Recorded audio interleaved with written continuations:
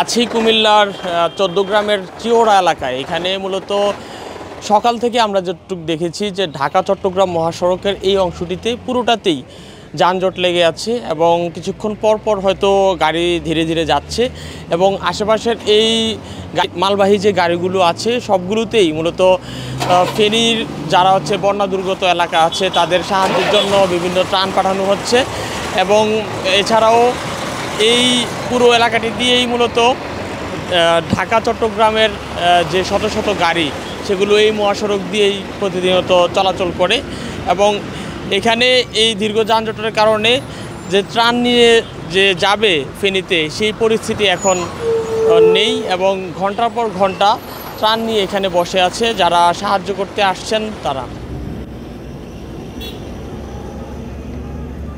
আমাদের যে একটা আশা ছিল যে আমরা সকালে রওনা দিয়েছি, আমরা দুপুরের মধ্যে পৌঁছে যাব এবং আমাদের কার্যক্রম শেষ করে হয়তো আজকে রওনা দেবো, কিন্তু এখন আমরা এই বিষয়টা শিওর না যে আসলে আজকে আমরা পৌঁছাবো কি না, মানে সন্ধ্যার আগে।